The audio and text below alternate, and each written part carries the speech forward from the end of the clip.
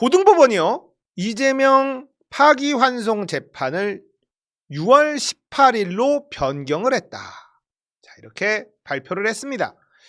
대통령 후보인 피고인에게 균등한 선거운동의 기회를 보장하고 재판의 공정성 논란을 없애기 위하여 재판 기일을 대통령 선거일 후 6월 18일로 변경함.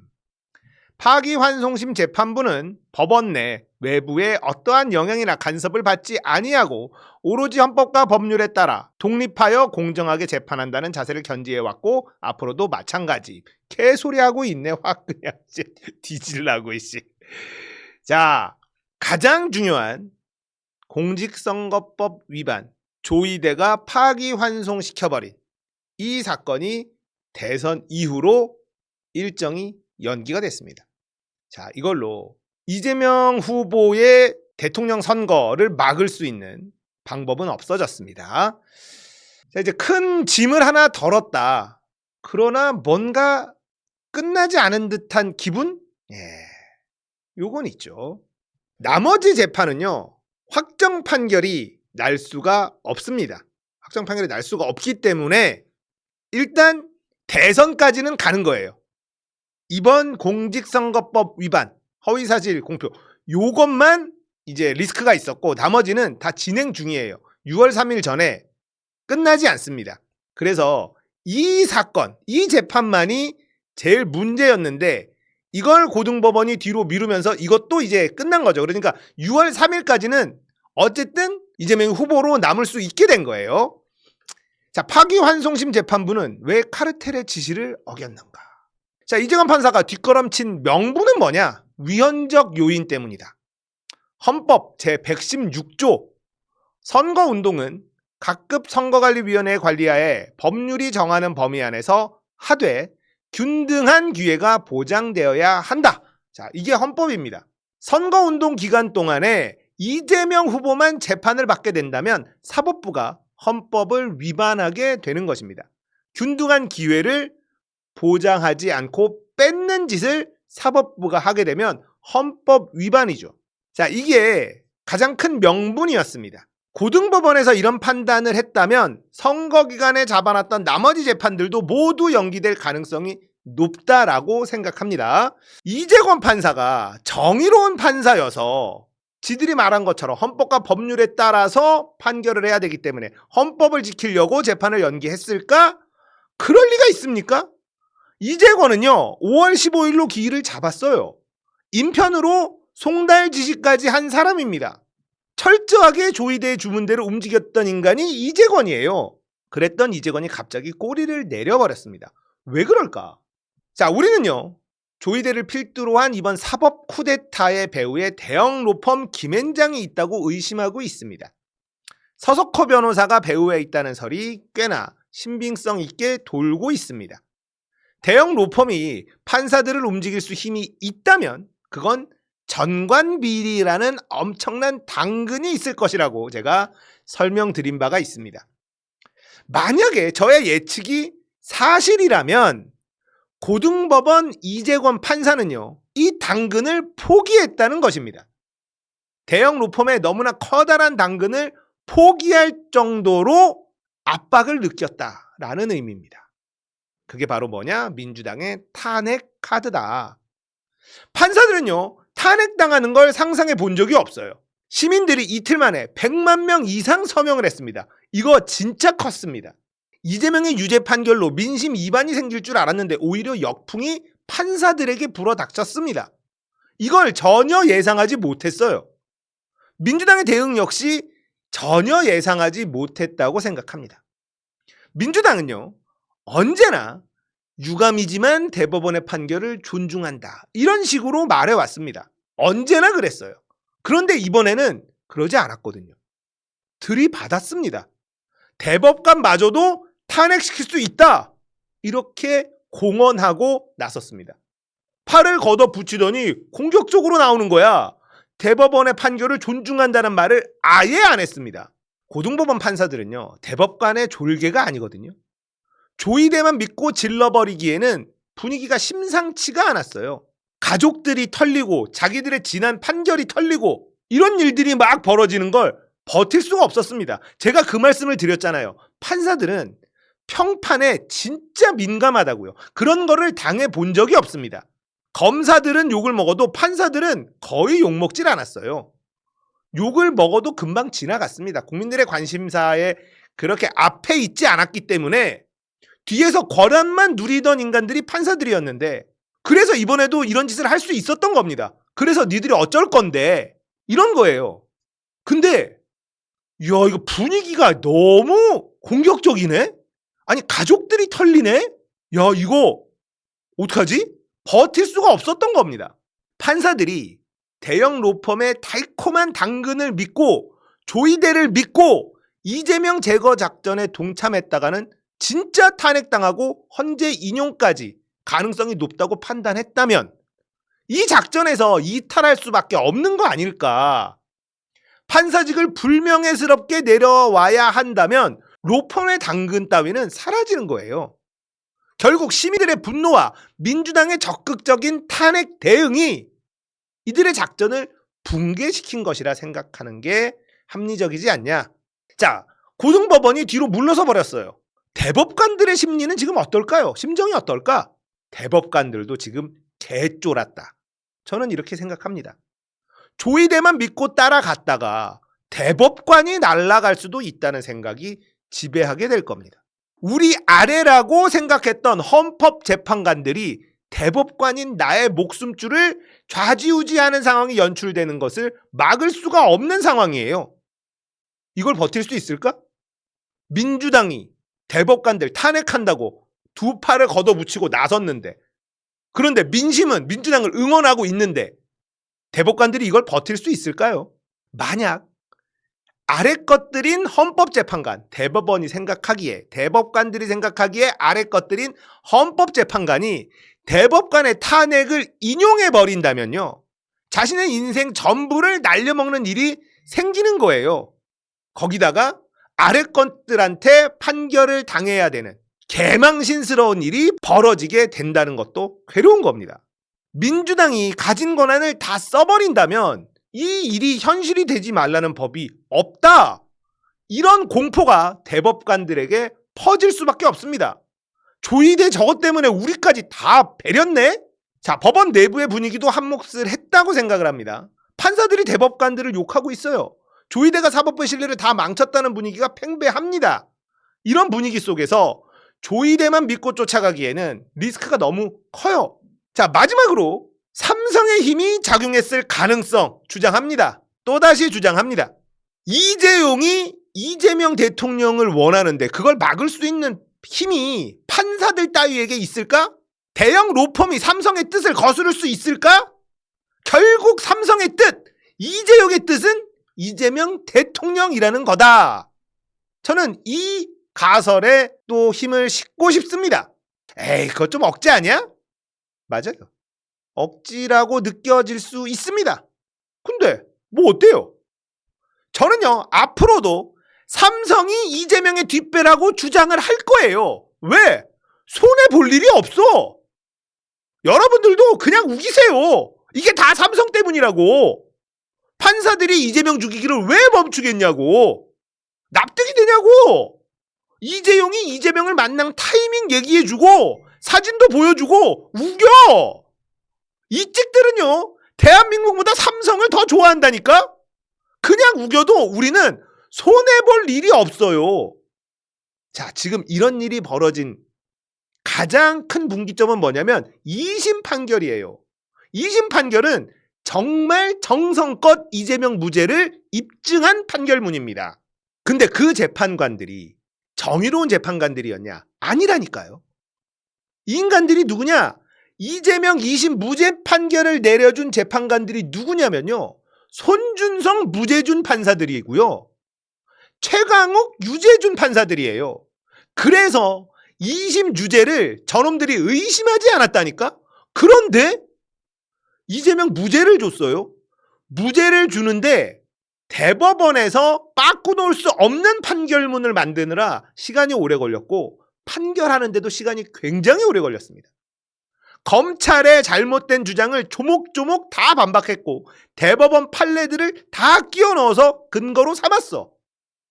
자, 이제 끝났다라고 생각했는데 조이대가 그런 거 없다라고 갑자기 자살골을 넣어버린 겁니다. 근데 고등법원이 말을 안 들어. 뭐야? 삼성의 힘이 작용했다면 말이 되잖아. 삼성을 누가 이겨? 자, 억지 주장이어도 상관없어요. 저는 이재명의 뒷배에는 이재용이 있다. 이 주장을 계속할 겁니다. 조이대 나부랭이가 어디 삼성한테 대들어. 결국은 안 되잖아요. 아니, 이 사진을 보여주세요. 이 찍들한테 보여줘. 이재용이 이재명 대통령을 원하고 있다니까? 볼래? 보여줘요. 보여주라고. 이거 보여줘. 그냥 이건데? 아니, 대법관이 엎은 거를 고등법원에서 또 엎어? 가능해? 어떻게 설명할래? 이재용의 힘 아니면 설명이 돼? 이렇게 우기라고요. 이 찍들 발광합니다. 그런가? 진짜면 어떡하지? 논리적이든 비논리적이든 중요하지 않아. 나는 삼성의 힘이다 라고 계속해서 우길 겁니다. 자, 법원 내부의 분위기도 굉장히 안 좋았거든요. 김주옥 부장판사, 서울중앙지방법원의 김주옥 부장판사의 글이 있는데 이게 화제가 되고 있습니다. 조이대 대법원장은 반 이재명 정치투쟁의 선봉장이 되었습니다. 서울고등법원 항소심 재판부가 무죄 판결을 선고하자마자 방대한 기록의 공람 절차를 모두 마치고 대법원의 기록을 송부한 일, 사건을 소부에 배당한 당일 소부 대법관들이 기록을 검토할 틈도 없이 대법원장이 재판장인 전원합의체의 사건을 회부한 일, 원심의 판단을 기록과 대조하여 살펴볼 틈도 없이 선고기일을 지정하고 파기환송한 일, 선고기일 지정 당시 방송 생중계 광고한 일, 대법원 선고 다음날 고등법원의 기록을 송부하고 고등법원은 당일 대통령 선거운동 기간 내인 5월 15일로 1회 변론기일을 지정한 다음 피고인에 대해 우편 송달 절차를 생략한 채 곧바로 집행관 송달을 촉탁한 일, 대법원장의 내심의 의사가 어떠한지도 알 수 있지 않느냐. 누구나 예측할 수 있는 상반된 반응을 조이대 대법원장이라고 예상하지 못했을까요? 이재명의 후보 자격을 박탈할 수 있거나 적어도 유권자의 판단에 영향을 미쳐 낙선시킬 수 있다고 믿었기에 사법부의 명운을 걸고 과반 의석을 장악한 정당의 가장 유력한 대선 후보와 승부를 겨루는 거대한 모험에 나서기로 결심했을 것으로 보는 것이 합리적 추론이 아닐까요? 과대망상에 기반한 착각입니다. 대법원이 후보자에 대해 유죄 판결을 한다고 해서 다수의 유권자들이 지지를 철회할 거라고 믿는 것은 오판입니다. 오만입니다. 대법원의 높은 법대에 앉아 지극한 의전에 물들어 자신을 과대평가한 것입니다. 유권자들이 유무죄 여부에 대한 각자의 견해는 물론 그에 기초하여 후보에 대한 지지 여부에 대한 판단까지 형성한 상태입니다. 법원의 유죄 판단이 후보자에 대한 정치적 지지 여부 판단에 영향을 미칠 가능성이 매우 제한된 사안입니다. 독선과 과대망상에 빠져 안이한 상황 인식으로 승산 없는 싸움에 나선 대법원장과 이에 동조한 대법관들의 처신이 실망스럽습니다. 사법부는 대법원장의 사조직이 아닙니다. 당장 사법부는 과반 의석에 의해 좌우되는 의회 권력과 적이 되었습니다. 대선 결과에 따라 행정부와도 그리 될 것입니다. 예산, 처우, 위상 모든 것에서 사법부와 사법부 구성원의 지위가 위협받게 생겼습니다. 대법원장의 정치적 신념에 사법부 전체가 볼모로 동원되어서는 안 됩니다. 도대체 개별 사건의 절차와 결론에 대하여 대법원장이 이토록 적극적으로 개입한 전례가 있습니까? 법관, 대법관 포함 독립성에 대한 대법원장의 침해가 이토록 노골적인 적이 있었습니까? 사법부의 정치적 중립성에 대한 해명할 수 없는 의심에 대하여 대법원장은 책임져야 합니다. 사과하고 사퇴해야 합니다. 서울고등법원은 공판기일을 변경해야 합니다. 적법하게 출마한 후보자의 선거운동 기회는 공평하게 보장되어야 합니다. 대통령 선거는 종전선거 낙선자에 대한 선거법 위반 사건 재판보다 훨씬 중요합니다. 심판이 달리고 있는 선수 중 한 명만을 골라 멈춰 세워서는 안 됩니다. 법원이 민주주의에 꽂힌 선거 과정에 개입하여 일반 후보자의 선거운동을 방해해서는 안 됩니다. 전국 법관대표회의는 즉시 소집되어야 합니다. 대법원장의 개인적 정치적 일탈이 사법부 전체의 정치적 중립성에 대한 국민적 불신을 초래하고 구성원 전체의 지위를 위협하게 된 현 상황을 타개하는 방법은 내부에서 잘못을 바로잡는 길밖에 없습니다. 전국 법관대표회의는 즉시 임시회의를 소집하여 대법원장에 대한 사퇴 권고를 포함하여 국민적 신뢰를 회복할 방안에 대해 논의해야 합니다. 자, 사퇴론이 등장을 했습니다. 내부에서. 자, 저는 이분이 정의롭다. 정의로운 판사들이 있어서 다행이다. 이렇게 생각하지 않습니다. 저는 성격이 못됐어. 그래서 이분의 진심을 의심합니다. 이분이 정의로운 판사일 가능성이 높죠. 하지만 저는 그렇게 접근하지 않아요. 지금 이분의 이 글을 보면요. 왜 조이대 네가 감히 다수 의회 권력과 맞서 싸우며 압도적으로 대통령 당선이 유력한 이재명을 제거하려고 했느냐. 너 때문에 사법부의 그 막강한 권한과 처우가 사라지게 생겼다. 저는 이거라고 생각합니다. 열받는 거예요. 조이대 네가 뭔데 가만히 있는 우리까지 피해를 입게 하느냐. 이런 거죠. 이런 글도 올라옵니다. 코트넷과 사법농단과 12.3 사태 이후 가장 강한 어조의 판사님들의 글이 연달아 올라왔고 강한 어조에도 불구하고 동의하는 댓글들이 달렸다. 본 글과 댓글 쓴 분들 중 일부는 게시판에서 많이 활동하는 분들이 아니었다. 판사들이 평소 글이든 댓글이든 잘 안 쓴다는 점까지 고려하면 이례적인 반응이다. 특히 대법원 전압 판결 절차를 비판하고 사법부의 반성과 성찰이 필요하다는 점을 인정하는 내용이라 인상 깊었다. 오늘 파기환송심 공판기일이 대선 이후로 변경되었다. 위 글에서 공통적으로 사법이 일회성과 정격성을 보이며 대선에 중대한 영향을 주어서는 안 된다. 사법 독립 원칙과 정치적 중립에 대한 사법 신뢰를 더 이상 허물어선 안 된다는 점을 말했다는 점. 비춰볼 때 공판기일 변경은 판사들의 공통 감각이 발휘된 결과라고도 볼 수 있지 않을까. 파기환송심 재판부가 코트넷에 반응했다기보다는 많은 판사들처럼 사법 신뢰 훼손을 고민했을 것 같다는 의미다. 자, 판사들이 계엄에도 가만히 있고 사법농단에도 가만히 있던 인간들. 근데 이번 전원합의체 파기환송에는 목소리를 엄청 내더라. 정의로워서? 저는 아니라고 생각해요. 저는 성격이 못돼서 아니라고 생각합니다. 조이대 네가 뭔데 미래 권력한테 시비를 거냐? 어? 너 때문에 우리까지 피해 입게 생겼어. 저는 이런 여론이라고 생각합니다. 들불처럼 번지는 조이대 비판. 저는 전부 다 그런 심리가 작동했다고 봅니다. 자, 우리가 이긴다 말씀을 드렸죠. 계획은 언제나 틀어질 수밖에 없다 말씀을 드렸죠. 저들의 계획을 알게 됐지만 그 계획대로 흘러가지 않을 것이다. 제가 말씀을 드렸습니다.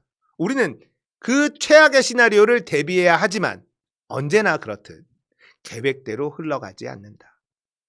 자, 판사들의 약점은 이제 딱 정해졌습니다. 평판, 여론, 국민들이 자기들을 손가락질하는 걸 버틸 수 있는 내성이 없는 인간들이다. 판사들을 어떻게 조질 수 있는지 우리가 확실하게 알았으니 사법부 개혁 멈춰서는 안 된다. 판사들이 뒷걸음질 쳤다고 해서 그래 여기까지 하자 이게 아니에요. 사법부 반드시 개혁해야 됩니다. 조이대 반드시 탄핵해야 됩니다. 이쯤에서 멈추자. 택도 없는 소리. 민주당이 생각했었던 것들은 이제 그대로 행해내면서 판사들에게 선출된 권력을 우습게 하는 이 분위기를 완전히 조져놔야 됩니다. 정청래 법사위원장 조이대 청문회 한다고 합니다. 불러놓고 조져야 돼요. 개망신을 줘야 됩니다. 판사들 제일 싫어합니다. 자, 이번 전원합의체 판결은요. 정권이 바뀌잖아요. 특검 들어가서 조사해야 됩니다. 그러면 여기에 동조했던 대법관들 인생까지도 다 좆되는 거예요. 수사를 해서 꼬투리를 잡고 얘네들이 법을 어긴 것들로 기소를 해버리면요, 얘네들 인생 그냥 조지는 겁니다. 끝까지 가서 얘네들 무너뜨려야 돼요. 아, 우리가 무소불위의 권력을 가진 조직이 아니구나. 국민들에게 개기면 안 되는구나. 이걸 보여줘야만 합니다. 민주당이 꼭 그렇게 해야 된다. 분명히 민주당 내부에서 여기까지만 하자라는 인간들 또 나옵니다. 우리가 그런 인간들 제거해야 돼요. 반드시 끝까지 가서 사법부 개혁까지 완수해야 된다. 어쨌든 우리가 승리한 거예요. 조이대를 필두로 한 사법 쿠데타 대실패 이 새끼야!